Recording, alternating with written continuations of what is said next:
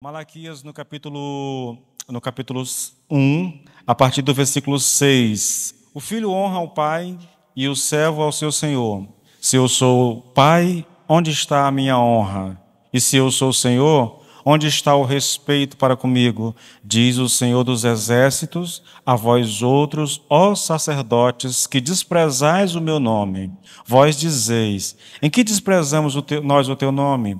Ofereceis sobre o meu altar pão imundo, e ainda perguntais, em que te havemos profanado? Nisto que pensais, a mesa do Senhor é desprezível. Quando trazeis animal cego para o sacrificardes, não é isso mal? Quando trazeis o coxo ou o enfermo, não é isso mal? Ora, apresenta-o ao teu governador. Acaso terá ele agrado em ti e te será favorável? Diz o Senhor dos Exércitos. Queridos, o que nós temos aqui e o que nós lemos aqui diz respeito a uma acusação de Deus contra o sacerdote e contra o povo, tá? O texto é específico quando ele fala dos sacerdotes, mas você vai perceber, à medida que ele for lendo o texto, tá bom? Que não tem como a gente deixar de fora o povo que está trazendo as ofertas para serem sacrificadas no altar. Então, é uma acusação de Deus especificamente contra os sacerdotes, mas que não tem como a gente dizer que também não é contra o povo, tá? E qual é a acusação?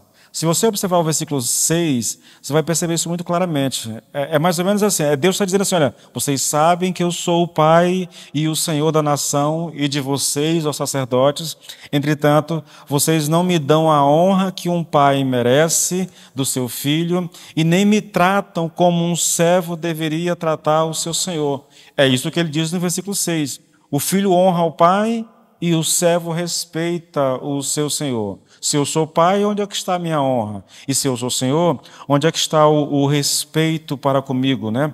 Ou o temor para comigo, dependendo da tradução que você está lendo.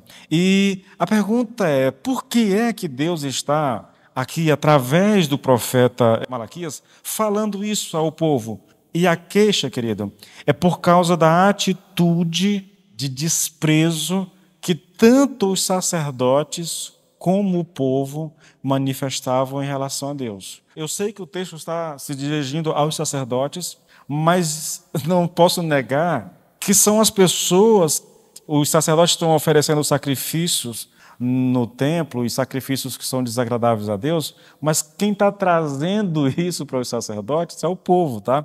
Então, não é a queixa é direcionada aos sacerdotes porque eles estão recebendo isso, mas também cai ou recai sobre a população como um todo que está trazendo para o Senhor aquilo que não poderia ser levado diante do altar do Senhor. Deus pergunta, olha, vocês estão me desprezando, ou vocês desprezam o meu nome.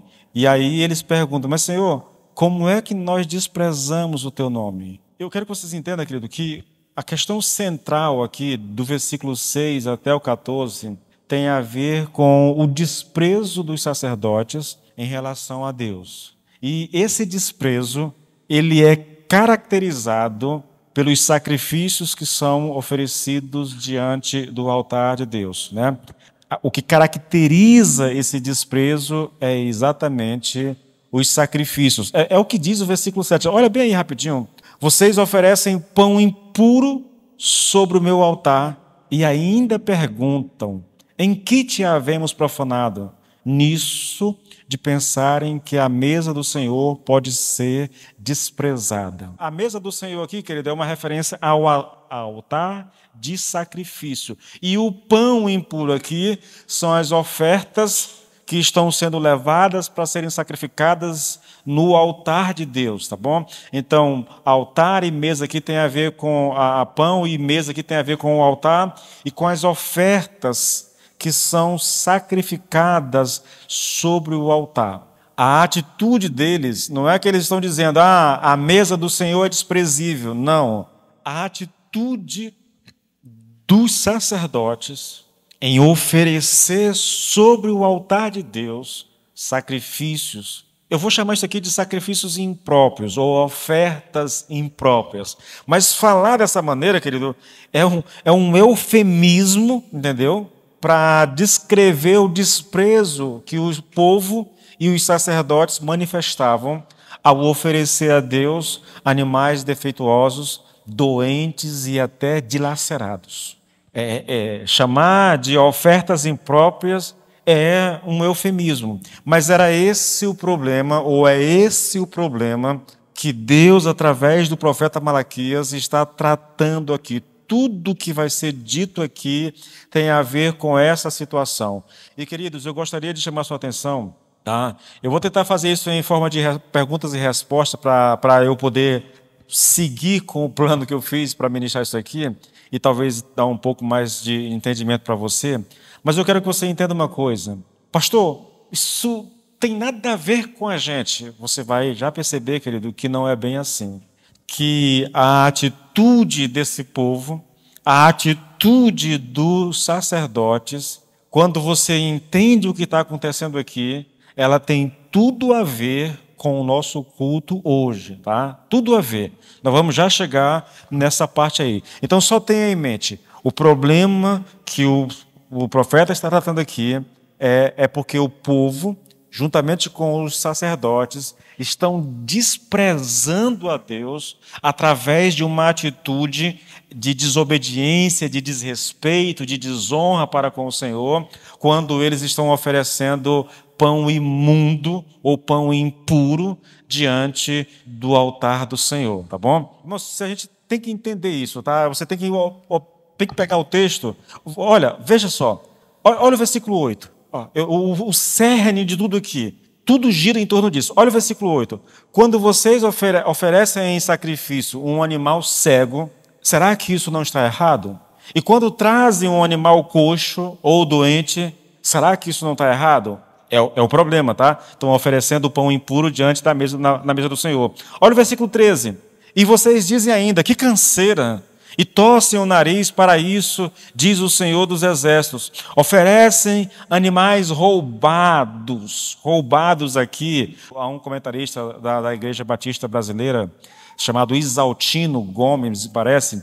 Ele disse que a palavra para roubados aqui é uma palavra hebraica que não aponta, não é que os sacerdotes estão roubando os animais para sacrificar a Deus, ou que as pessoas estão roubando animais e levando para o altar de Deus. Isaltino disse que isso aqui se refere a animais que são apanhados por feras, dilacerados por feras, e o restante daquilo que a fera não quis, o dono do animal vai lá e leva para o Senhor. Ele chama isso de oferecer carniça para Deus. Ele é muito forte esse negócio. O comentário dele é muito pesado a respeito disso, entende? Roubados aqui são animais do rebanho que as feras do campo roubam, matam, dilaceram, e a sobra disso é levado para diante do altar do Senhor, tá? Então você percebe o tamanho do desprezo aqui, querido, em relação ao culto a Deus. Agora, vamos lá. Vocês acham que eu vou aceitar isso, diz o Senhor? Maldito seja o enganador que, tendo um animal sadio no seu rebanho, promete e oferece ao Senhor um defeituoso. Porque eu sou o grande rei, diz o Senhor dos Exércitos, e o meu nome é terrível entre as nações. Então, tudo aqui tem a ver com levar animais defeituosos, animais que jamais poderiam ser sacrificados no altar do Senhor, e levar isso como oferta a Deus. É essa a queixa de Deus, é essa a acusação de Deus contra os sacerdotes e, por tabela, contra o povo também. E, queridos, aqui uma questão fundamental que deve ser tratada aqui é o fato, e aí onde eu quero que você entenda, tá bom? É o fato que nós estamos lidando aqui, essa descrição aqui é uma descrição de um culto, tá? O que o profeta está lidando aqui é com o culto que era oferecido a Deus naquela época. Ofertar a Deus, levar ofertas ao altar de Deus, era a maneira que os judeus cultuavam a Deus. Todo o culto no Antigo Testamento acontecia por meio das ofertas que eram levadas ao tabernáculo e oferecido a Deus. Então entenda que a queixa de Deus aqui tem a ver com o culto que está sendo oferecido a Ele. E o que o povo está oferecendo a Deus desse culto são as sobras, é aquilo que não serve para mais nada, aquilo que não tem mais valor. Então eles estão levando para Deus e oferecendo a Deus, ofertando a Deus. Irmãos, a gente precisa entender uma coisa. É muito importante que você entenda isso. Quando você vem à igreja, você vem aqui para oferecer o seu culto a Deus. Essa ideia de que venha buscar a sua bênção, queridos, isso é completamente antibíblico. Você não vai ver na Bíblia nada parecido com isso. A ideia de que eu vou ao templo buscar a minha bênção, hoje eu vou buscar a minha bênção. Não existe isso, querido. As pessoas vão ao culto ofertar a Deus o seu culto. No caso dos judeus, o culto deles era ofertado através dos sacrifícios que acontecia no altar. Entende? Então, o que nós estamos olhando aqui nesse texto, que parece que não tem nada a ver conosco, na verdade tem tudo a ver com a nossa realidade. Porque Deus está condenando o culto oferecido por esse povo a Ele. Ele está simplesmente aborrecido. Ele se sente desprezado pelo culto que é ofertado a Ele por esse povo. Então nós estamos diante de um fato, irmãos, que requer alguma consideração da nossa parte. A maneira como esse povo estava cultuando manifestava não uma atitude de adoração, mas de desprezo, E aqui eu faço uma pergunta a você, e que só você saberá responder diante de Deus. O teu culto a Deus, ele reflete uma atitude de adoração ao Senhor ou uma atitude de desprezo? Porque o culto desse povo refletia uma atitude de desprezo. Eles não consideravam a Deus. Eles não estavam honrando a Deus com o seu culto. O culto não era um culto agradável ao Senhor, que o cheiro das ofertas chegava às narinas do Senhor com um gostinho de adoração. Não tinha nada a ver. Na verdade, Deus vai dizer aqui no versículo 10, me parece, que o desejo do coração dele era que se levantasse um sacerdote ali e fechasse as portas daquele lugar, porque aquele culto era desagradável, é um culto que desonrava, é um culto que feria o coração de Deus, porque o povo estava, através das suas atitudes, manifestando desprezo para com o Senhor. E aí eu faço uma pergunta, querido, interessante aqui para a gente, e eu espero nos levar a um tipo de reflexão. Irmãos, eu estava falando para alguém esses dias que nós devemos ter muito cuidado, porque nós nos acostumamos com isso aqui, sabia?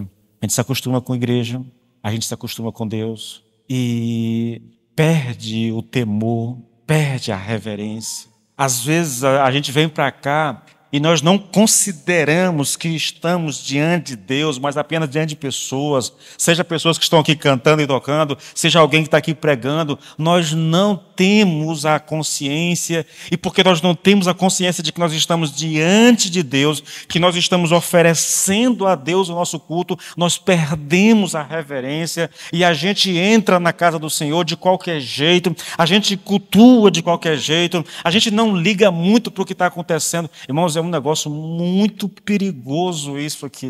Essa coisa é muito perigosa, querido. Nós nos acostumamos. Eu vou usar um termo da psicologia. Nós nos psicoadaptamos a essa realidade e nós tratamos ela muitas vezes com banalidade, entendeu?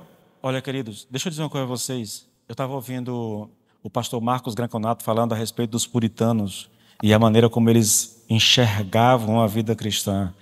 Irmãos, quando a gente ouve aquilo, querido, e sabe que aquilo realmente é a maneira correta de você viver a sua fé, e você olha para a realidade hoje, dá-se uma certa angústia, sabia? Porque nós não temos, queridos, assim, o entendimento. Eu acho que falta para nós o entendimento de que nós estamos na presença de Deus. Irmão, à medida que você entra naquela porta para cultuar o Senhor, lembra lá, está lá nas palavras de Jesus, quando 2 ou 3 se reunirem no meu nome, o que acontece? Eu estarei ali entre eles. Entende? Mas nós perdemos isso. Eu vejo, querido, aqui pregando, tocando, eu observo algumas pessoas e eu olho assim, a mais completa, a pessoa está tão alheia, parece que está no mundo da lua, parece que não, ela não consegue se concentrar, ela não consegue se dedicar a Deus, porque, querido, hora de adoração, hora de pregação, é hora de você fazer um esforço monumental, querido, para prestar a Deus um culto que agrade. E você faz isso tentando de todas as formas possíveis, tentando compreender aquilo que está sendo dito. Mas eu vejo, irmãos, eu vejo muitas pessoas dispersas na hora do culto. Eu já vi pessoas dormindo, de boca aberta, eu fico olhando assim, Jesus amado. As pessoas não têm a noção, querido, de que estão... Eu não sei, essa mentalidade de que isso aqui é só prédio. Eu sei que isso aqui é só parede, ferro, barro, tijolo, mas esse lugar é o lugar que nós, como igreja, nos encontramos para cultuar a Deus. Esses judeus perderam completamente a noção disso. E a responsabilidade era dos líderes, sim, dos sacerdotes, que deveriam corrigir e não corrigiram. E que se eu chegar lá, eu vou explicar por que eles não corrigiram, tá bom? Então, veja, quando é que o culto que prestamos a Deus reflete uma atitude de desprezo e não de adoração, irmãos? Eu vou te dar aqui 3, 4 respostas. Eu poderia explorar isso mais, mas eu vou me contentar com isso, tá bom? Quando nos aproximamos de Deus com um coração distante dele. Pastor, como é que eu posso me aproximar de Deus com o coração?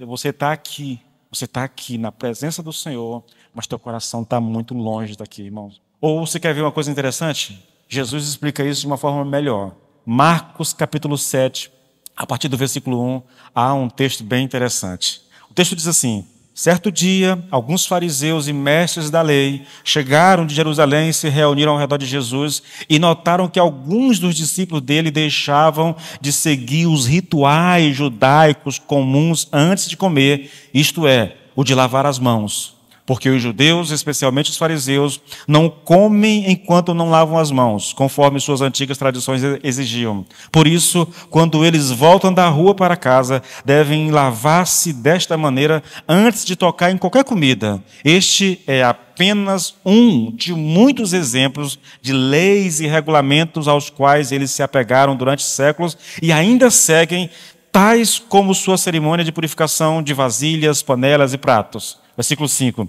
Então, os fariseus e os mestres da lei lhe perguntaram: por que os seus discípulos não seguem os nossos antigos e tradicionais costumes, pois eles comem sem primeiro seguir a cerimônia de lavar-se? Jesus respondeu: seus hipócritas, o profeta Isaías descreveu vocês muito bem quando disse: esse povo se aproxima de mim com a boca e me honra com os lábios, mas o seu coração está distante de mim. Aí ele diz: em vão me adoram. Por que ele diz isso? Porque ele vai explicar: os seus ensinamentos não passam de regras ensinadas por homens. É possível eu seguir um monte de regras, achando que eu estou servindo a Deus, era o que estava acontecendo aqui, quando na verdade meu coração está bem distante de Deus. Meu coração está naquilo que o homem está ensinando, não naquilo que Deus diz. Tá? O mesmo texto vai ser descrito no outro evangelho, e lá, eu acho que é Mateus capítulo 15, o Senhor vai dizer assim: olha, a mesma situação, e Jesus vai dizer assim: olha, vocês estão com as suas regras, com as suas tradições, vocês estão desobedecendo aos mandamentos de Deus. Aí ele vai citar um exemplo. A Bíblia diz que o filho deve honrar o pai e a mãe, mas vocês criaram uma regra em cima desse mandamento, e aí vocês dizem que aquilo que o filho tem para ajudar o pai, honrando o pai, socorrendo o pai, se ele disser que isso é consagrado ao Senhor, então ele é desobrigado de ajudar o pai e levar esse dinheiro para ser entregue na igreja. Então vocês estão com as suas regras, com as suas tradições, quebrando os mandamentos de Deus. Irmãos, é mais ou menos por aí que anda essa questão do coração distante de Deus. São pessoas religiosas, muito religiosas, dispostas a obedecer coisas no mínimo detalhe, mas aquilo que elas estão obedecendo não tem nada a ver com Deus. E me vem um monte de exemplos aqui na mente, mas eu acho que dá para você entender o que o texto está ensinando, querido. Cuidado, irmãos, cuidado.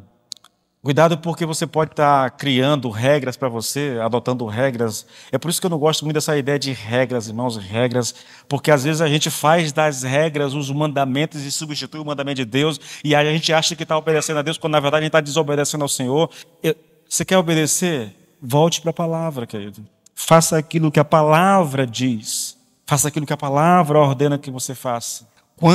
Escute, irmãos, quando 2 ou 3 se reúnem no meu nome, então eu estarei ali entre eles. É culto, é culto. E se é culto, Deus só se satisfaz com o meu melhor. Não venha, irmãos, se você vier para cá caindo de sono, porque passou o dia no lazer, curtindo, e aí esqueceu de Deus, aí você chega aqui cansado, sabe, fadigado, a mente não consegue mais se concentrar, você está dando as sobras para Deus e esse culto não vai agradá-lo de forma alguma. Isso é desprezar a Deus, irmãos. A segunda forma de desprezar a Deus, pensando que está adorando e, na verdade, está numa atitude de desprezo, é quando nós oferecemos um culto negligente e irreverente, ou sem reverência, né? Fica melhor assim.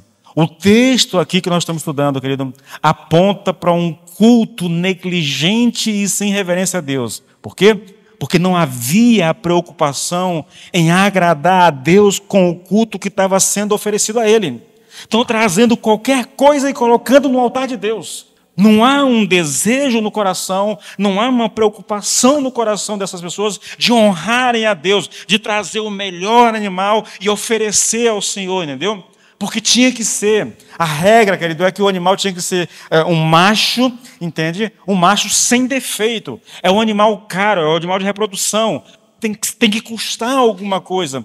Talvez seja por isso que Davi disse lá para Araúna, né? Está aqui, rei, é tudo teu, pode constrói aí um altar, está aqui o boi, oferece para Deus. Eles, não. É muito gentil da sua parte, mas eu não vou oferecer um culto a Deus, uma oferta a Deus, que não me custe nada. Ele entende de honra, entende? Ele compreende de honra. E é muito fácil a gente trazer essa realidade para dentro do nosso contexto, irmãos. Um culto negligente, sem reverência. Isso caracteriza uma atitude de desprezo, irmãos. A Bíblia cita alguns exemplos assim. Se você for para 1 Samuel, não vou ler o texto aqui, mas Samuel 2, do 12 até o 17, a gente tem ali a história dos 2 filhos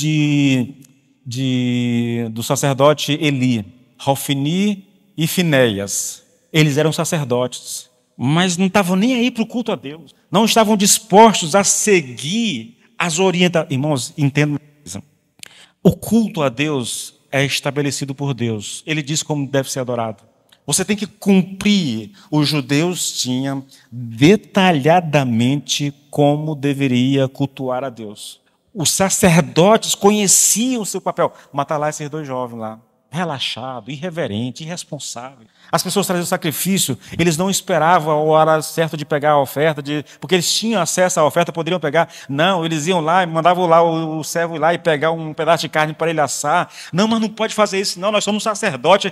E aí, esses 2 camaradas morreram, querido. Deus os matou, na verdade, por causa da atitude irreverente. Eu posso pensar aqui também, queridos, nos 2 filhos lá de Arão, Nadab e Abiú, né? Está lá em Levíticos capítulo 10, ali no comecinho. O que espanta nesse texto é porque no capítulo anterior está lá a manifestação da glória de Deus, o sacrifício foi oferecido diante do altar, Deus se alegrou com o sacrifício, a glória do Senhor se manifestou. No momento seguinte, querido, 2 filhos de Arão, eles estão embriagados, mas não é só essa questão, tá bom? Eles foram ofertar ao Senhor, eles foram sacrificar, oferecer incenso ao Senhor, sem a autorização para fazer isso, e além do mais estavam embriagados, e quando eles chegam diante do Senhor com fogo estranho, o Senhor os mata. Por quê? Por causa de um culto irreverente, por causa de um culto negligente. O cara está embriagado e vai para diante do Senhor, ele não está se importando.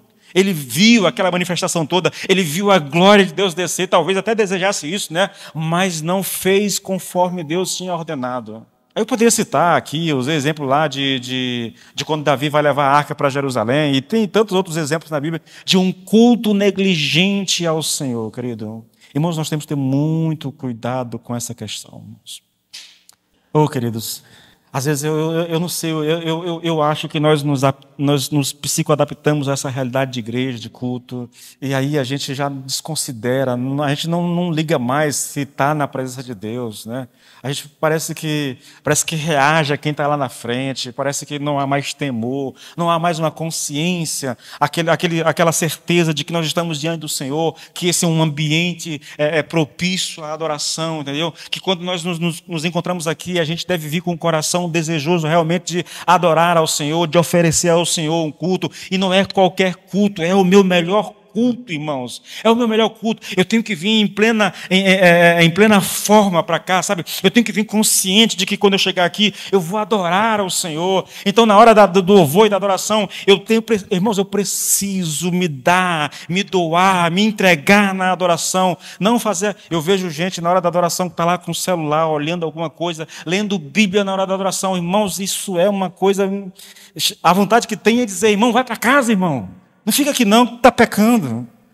Por quê? Porque é uma atitude de irreverência, querido. É uma atitude de negligência para com Deus. É adoração, querido. Então, dê o seu melhor. Cante com tudo que você tem.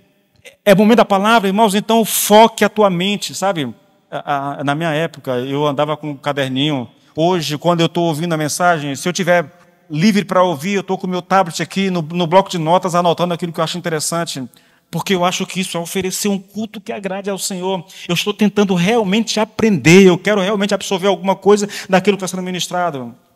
Se você está aqui e a tua mente está lá pensando nas contas de amanhã, irmãos, no boleto que vai vencer daqui a uma semana, meu Deus, como é que eu vou pagar?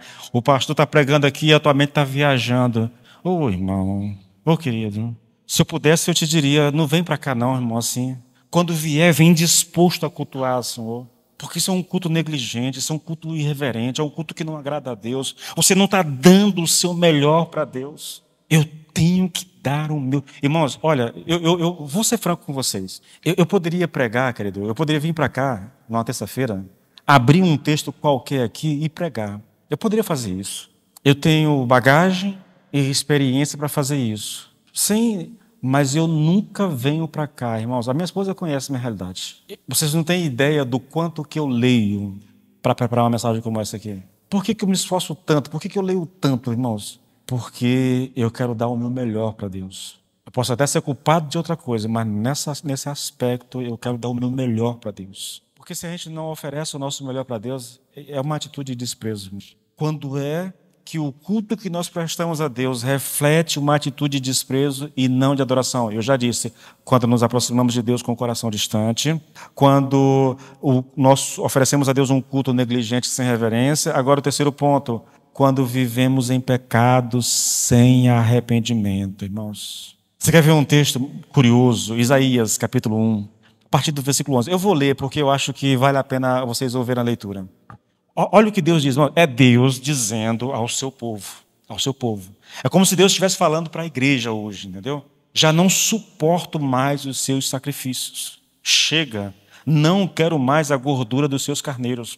Não tenho prazer no sangue dos novilhos gordos, dos cordeiros e dos bodes. Quando vocês vêm à minha presença com os seus sacrifícios, quem pediu isso de vocês? Quem pediu que viessem colocar os pés nos meus pátios? De que adianta trazerem ofertas inúteis? O incenso e aqui ele não está falando de qualquer oferta, não. A oferta é boa. A questão não é essa, não, tá bom?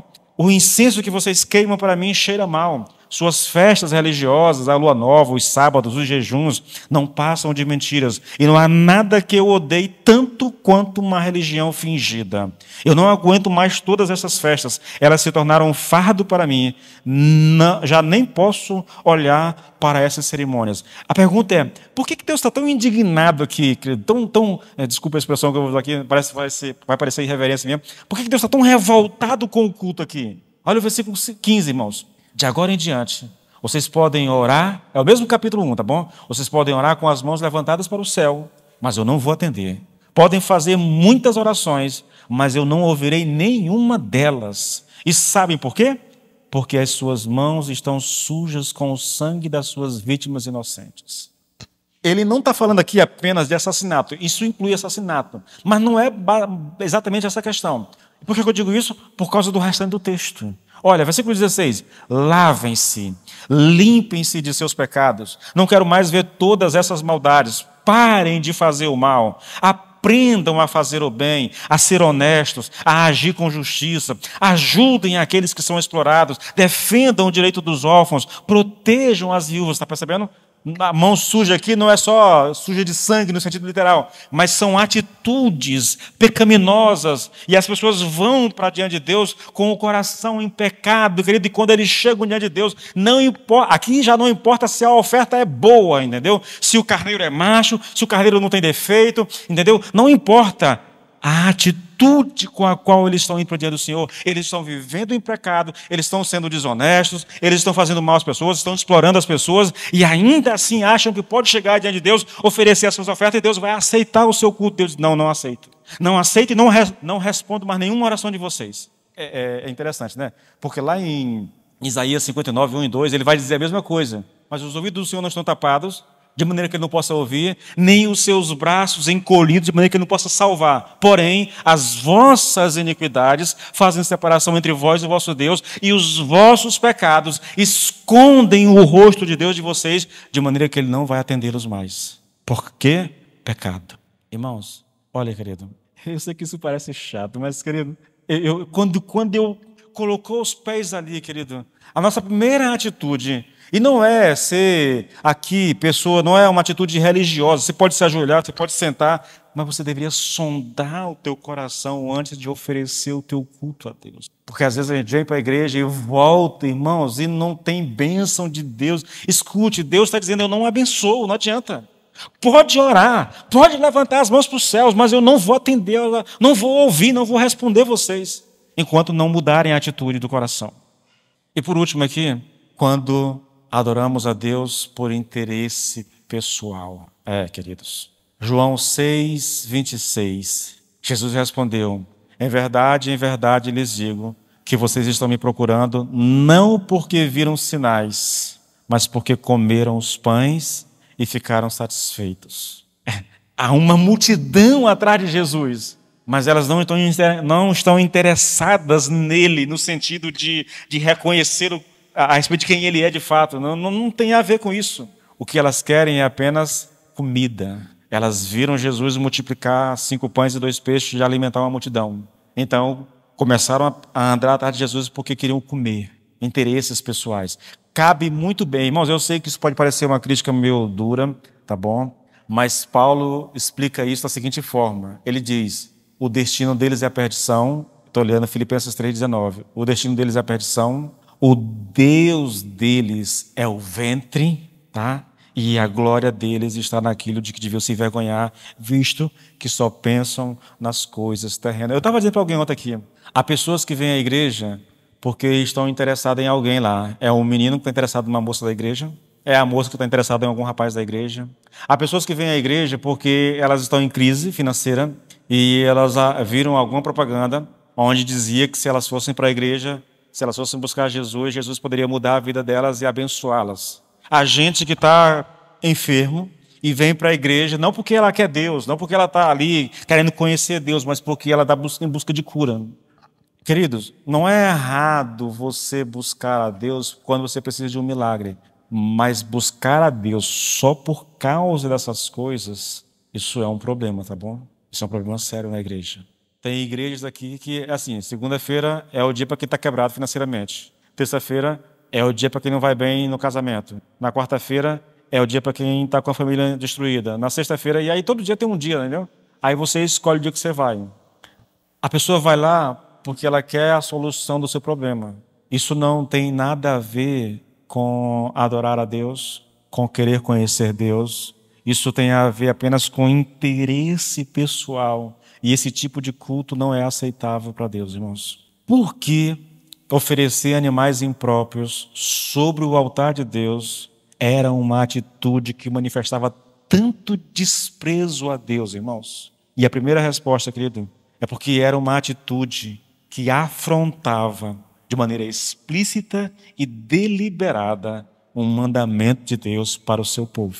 Deuteronômio, capítulo 17, versículo 1, diz assim: não sacrificarás ao Senhor teu Deus novilho ou ovelha em que haja imperfeição ou algum defeito grave, pois é abominação ao Senhor teu Deus. Os judeus sabiam e os sacerdotes que ensinavam a lei ao povo sabiam que não era permitido ao homem levar um animal onde houvesse nele algum tipo de imperfeição, algum tipo de defeito. Porque levar um animal defeituoso para ofertar ao Senhor era considerado por Deus como uma abominação. Irmãos, tinha que ser o melhor. Tinha que ser o melhor. É macho e sem defeito. É a regra de Deus. Entende? Qualquer coisa fora disso está descumprindo a ordem de Deus.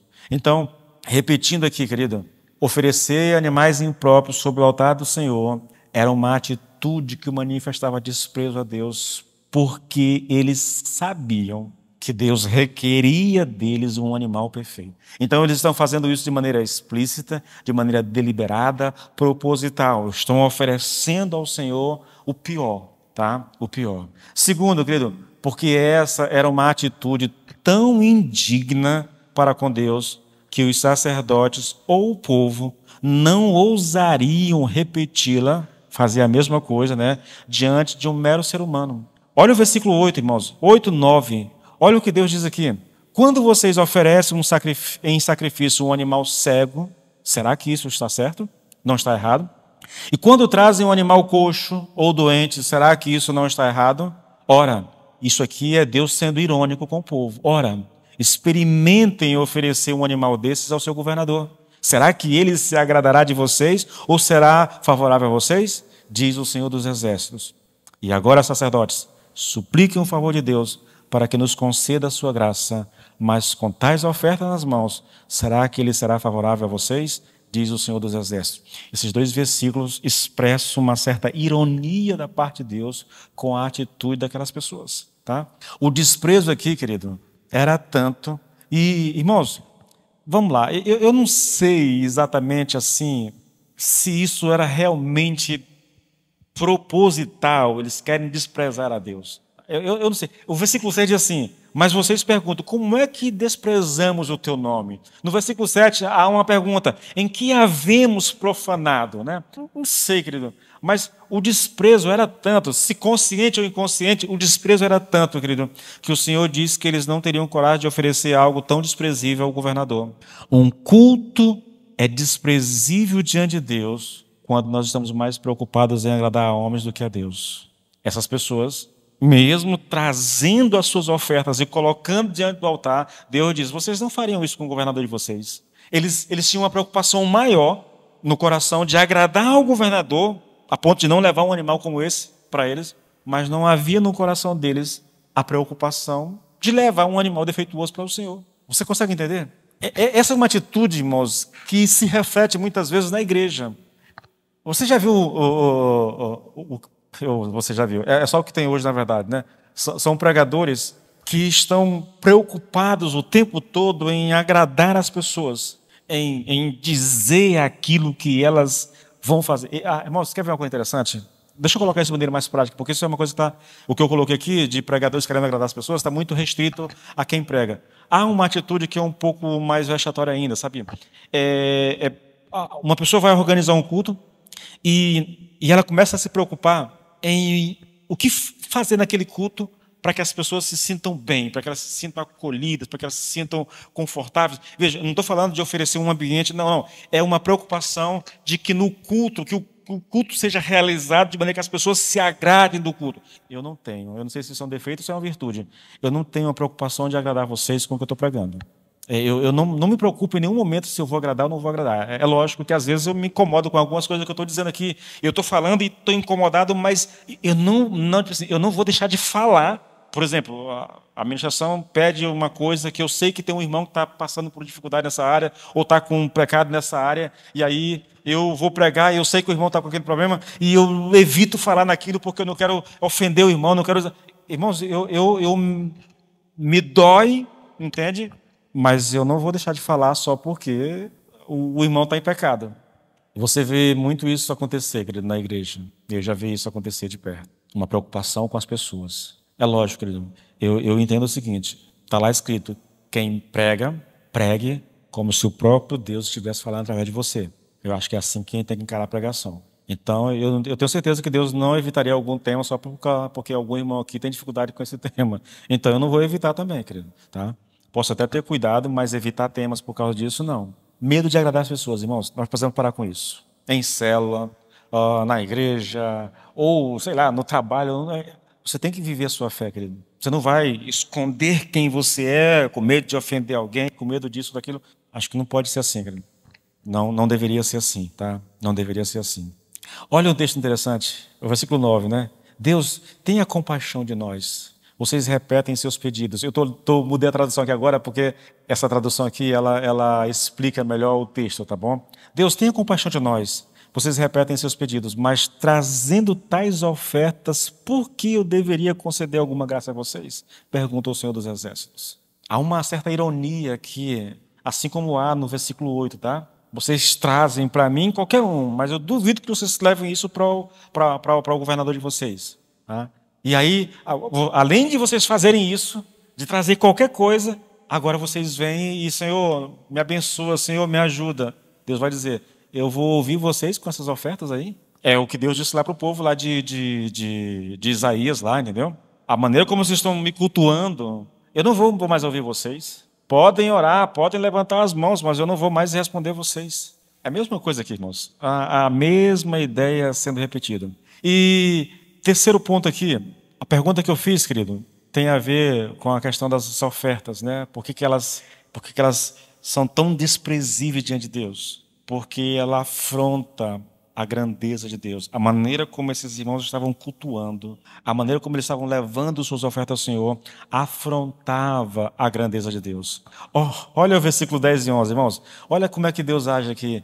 Quem dera houvesse entre vocês alguém que fechasse as portas do templo, para que não acendesse em vão o fogo do meu altar. E eu não tenho prazer em vocês, diz o Senhor dos Exércitos, nem aceitarei as suas ofertas. Agora veja o contraste, querido. Mas, desde o nascente do sol até o poente, é grande o meu nome entre as nações. Em todos os lugares lhe é queimado incenso, são trazidas ofertas puras. Porque grande é o meu nome entre as nações, diz o Senhor. Ele vai repetir a mesma coisa lá no versículo 14. Grande é o meu nome. Há uma preocupação de Deus. Meu nome é grande. Vocês estão desprezando o meu nome aqui, mas o meu nome é grande entre as outras nações. A tristeza de Deus, querido, com o culto que estava sendo oferecido a ele, era algo tão ofensivo, a ponto de Deus expressar o desejo de que alguém fechasse as portas do templo, de maneira que as ofertas não fossem mais oferecidas sobre o altar dele, sabe? Essas ofertas, além de não agradarem a Deus, elas ainda manifestavam o desprezo que o povo tinha para com Deus. As ofertas menosprezavam o nome de Deus, diminuíam o nome de Deus. Né? É um Deus que aceita as sobras, é um Deus que aceita qualquer coisa. É por isso que o versículo 11 começa assim, mas desde o nascente do sol até o poente é grande o meu nome entre as nações. Vocês estão desprezando aqui, mas o meu nome é grande. Agora, aqui tem uma coisa interessante, irmãos. Primeiro, Deus está contrapondo aqui a atitude do seu próprio povo com a atitude das outras nações. A dificuldade nesse texto aqui é entender exatamente o que Deus está fazendo aqui, querendo dizer aqui. Que ele está contrapondo, o mas já é muito claro, tá bom? Mas o que ele quer dizer? Que oferta é essa entre as nações? Que ele fala aqui no versículo 11. Mas desde o nascer do sol até o poente é grande o meu nome entre as nações. Em todos os lugares é queimado incenso e são trazidas ofertas puras, porque grande... De que ofertas são essas aqui? Qual é a interpretação disso aqui, irmãos? O pastor Exaltino, ele diz que existem 4 maneiras de você observar isso aqui. Eu só vou colocar diante de vocês, eu não vou nem opinar, irmãos, porque eu parei para pensar aqui, eu não sei aqui, tá? Mas olha só, seriam ofertas oferecidas pelos não-judeus às suas divindades, ofertas que na realidade acabariam sendo oferecidas a Deus. Qual é a explicação? Tá? Primeiro, essa interpretação é a interpretação que prevalece entre os judeus, tá? Que é mais ou menos assim. Quando uma pessoa, na sua ignorância, adora uma pseudo-divindade, porque todas elas são falsas, e lhe oferece tributos, esse tributo é do Senhor, porque só Ele é Deus. Os judeus veem dessa forma, tá? Já que não existe nenhum outro Deus, só o Senhor é Deus, então a oferta oferecida no altar pagão, na verdade, vai ser para Deus. Era o entendimento que os judeus tinham. Essa interpretação, ela é um pouco perigosa, sabe? Porque ela pode nos levar àquela ideia de que todos os caminhos, né, levam para Deus. Ou, como diz o ditado popular, né, todos os caminhos dão em Roma. E se isso não fosse suficiente, quando você olha, as ofertas são feitas, Deus diz, ao meu nome. Ao nome são ofertadas ao nome do Senhor. Então, quem está ofertando a Deus e não a um Deus pagão, que por não existir, ela vai ser direcionada para Deus. Eu acho que isso aqui não vale, tá? Essa explicação não vale. A segunda, seriam essas ofertas feitas pelos israelitas em seu exílio pessoal, mesmo no período pós-cativeiro? Essa é uma boa referência, tá bom? Aqui, nós estamos aqui, querido, o texto está se referindo aqui, e quem interpreta dessa forma aqui se refere aos judeus dispersos na Palestina, tá bom? É uma defesa que se faz desse texto, aplicando ele aos judeus que estavam dispersos. Lembre-se, tá, que nem todo mundo voltou do cativeiro. Nem todo mundo voltou. Então ficou muita gente disperso ainda nas nações vizinhas, tá? Um contraponto levantado contra essa interpretação é que nas sinagogas, local de adoração dos judeus dispersos, nunca se ofereceu esse tipo de oferta, tá? Oferta sacrificada. Entretanto, quem defende esse ponto de vista diz aqui que é melhor você entender esse texto aqui como se referindo, querido, a uma interpretação que aconteceu que surgiu lá no judaísmo, um pouco para frente, onde eles falavam que os sacrifícios do templo, eles nas sinagogas onde eles estavam se reunidos, não acontecia com oferta, mas os sacrifícios eram atribuídos àquela questão da oração e da leitura da lei, entendeu? A maneira deles cultuarem nas sinagogas não era oferecendo oferta sobre o altar, mas fazendo orações e estudando a Torá nas sinagogas. Isso é verdade, tá? Isso é verdade.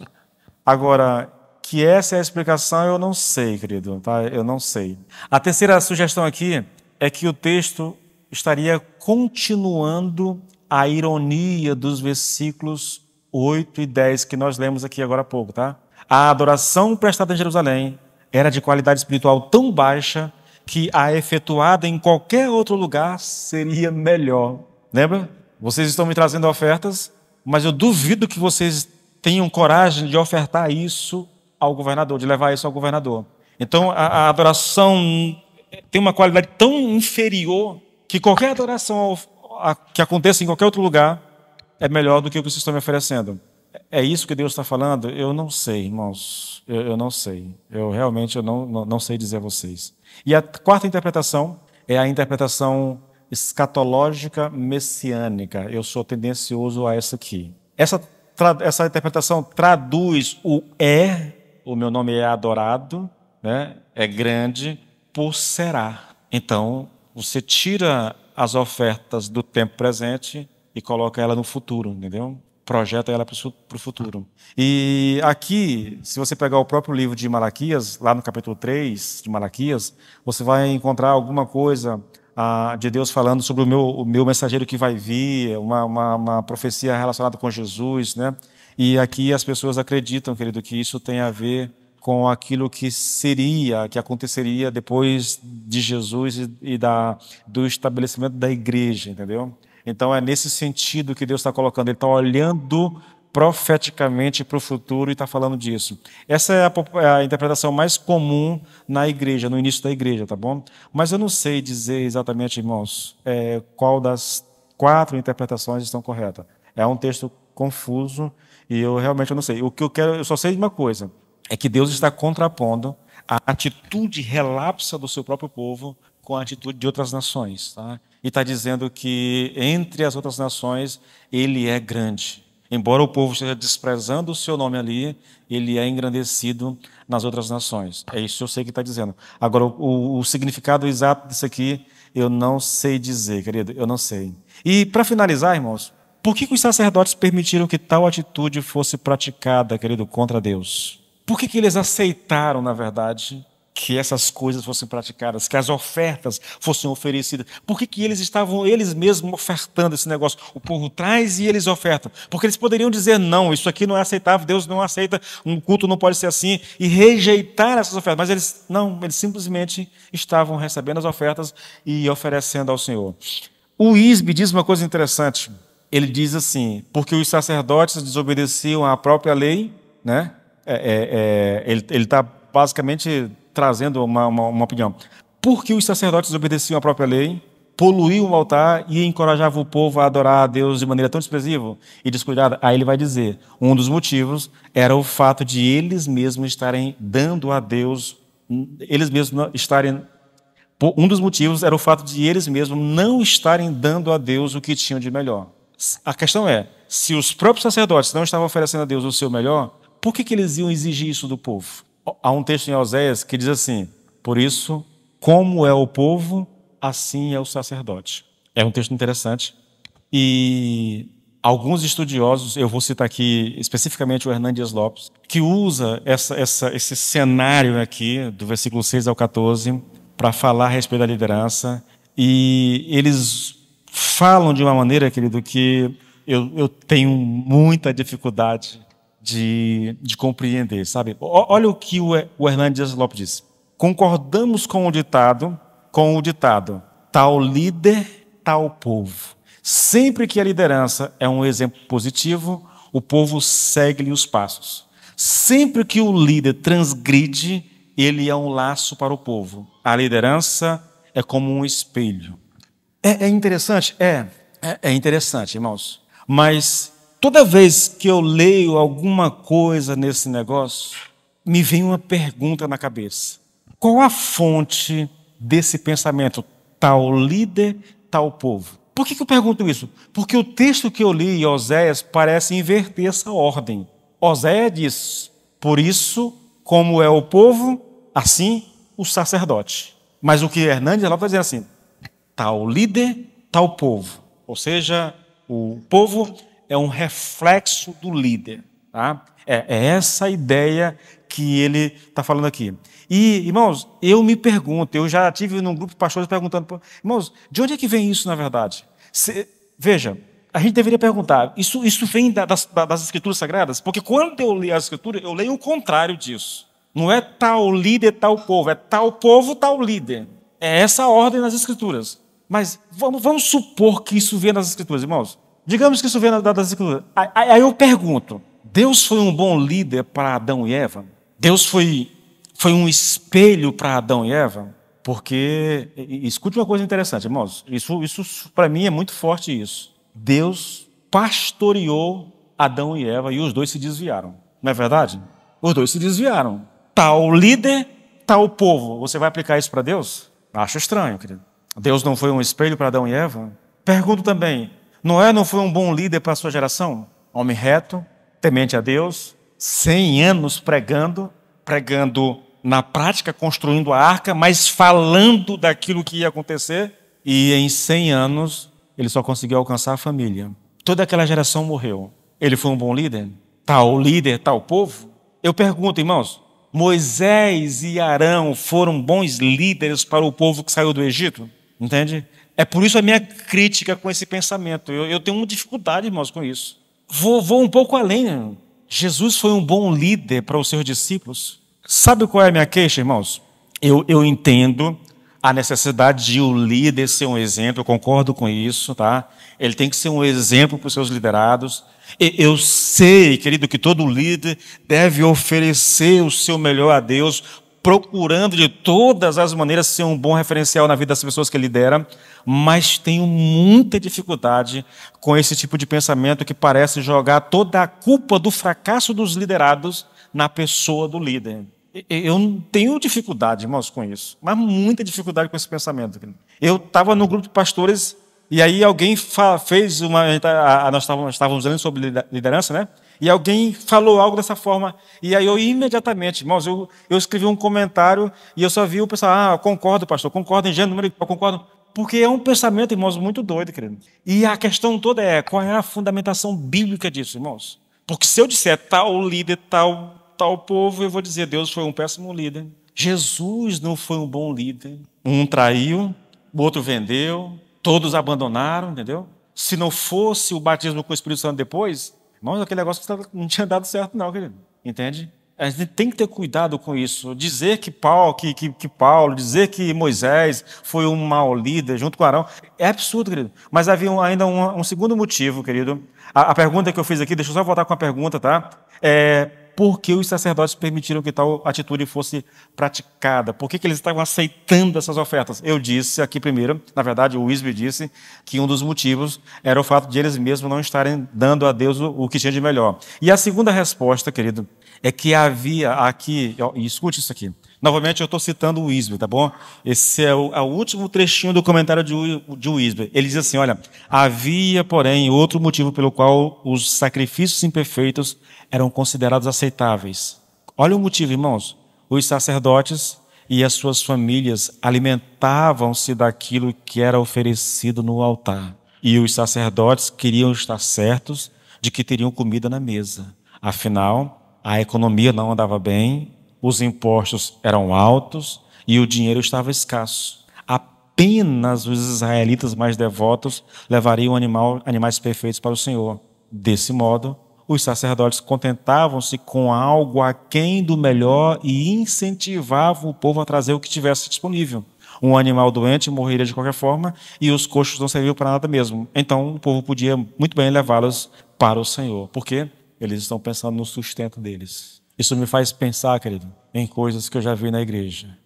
Quem já está há mais tempo, talvez consiga identificar o que eu vou falar. Eu já vi em igreja, irmãos, pastor permitir gente em pecado na liderança da igreja só porque a pessoa que estava em pecado era alguém de uma condição financeira abastada. Eu já vi isso acontecer. Eu não condeno, irmãos. Eu procuro não condenar. Eu sei que é errado, entendeu? Mas eu procuro não condenar. Um pastor que está à frente de uma igreja e o que ele ganha não é suficiente para ele manter a sua família, isso gera no coração dele um certo desespero. Errado? É. Tem justificativa? Não, não tem. Mas eu prefiro agir com muita cautela. Eu só sei que eu já vi isso acontecer. O medo de confrontar o irmão com o seu pecado. E lá em Imperatriz é assim, irmão, você confrontou, o cara vai para outra igreja e no mesmo dia que ele chega lá, o pastor que está recebendo ele já arruma um cargo importante para ele lá, para manter o cara na igreja por causa das finanças, entendeu? Eu já vi isso. É uma realidade que acontece mais do que nós gostaríamos de imaginar. Os sacerdotes, diz o Wisby, tinham essa preocupação. Até que ponto ele está certo nisso, eu não sei. Tá? Mas que havia escassez, isso é fato. Que eles eram subjugados, isso é fato. Que eles pagavam impostos altíssimos, isso é fato, entendeu? Que poucas pessoas estavam levando animais sem defeitos ao culto, isso é fato.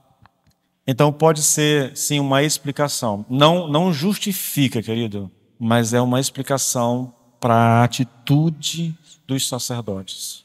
Tá? É uma explicação.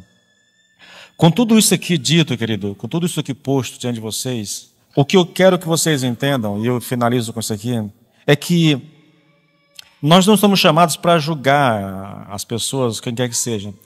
A minha preocupação não é essa. Eu estou apenas expondo aqui o texto.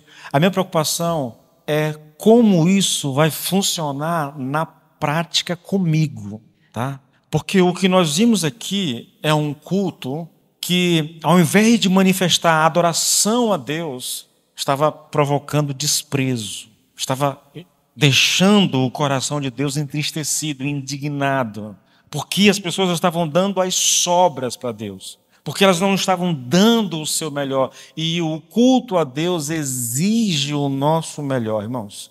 É isso que eu quero que você grave.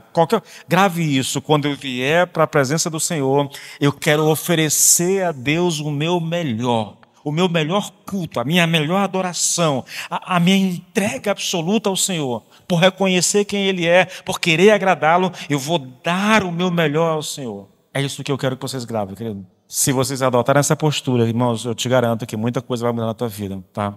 Porque um culto oferecido de qualquer forma, ele não é aceitável diante de Deus. E você não vai ser abençoado porque está adorando, porque está na presença do Senhor, irmãos. Mas um culto onde a gente se entrega realmente ao Senhor é um culto que traz bênção. A gente vem aqui para dar o nosso melhor. Como consequência, o Senhor nos abençoa. O Senhor estende as mãos sobre nós e nos abençoa. Deveria ser sempre assim, irmãos. Deveria ser sempre assim. Eu espero que isso aconteça conosco, tá bom? Que haja essa entrega, que haja esse desejo sincero no coração de oferecer o nosso melhor ao Senhor, tá?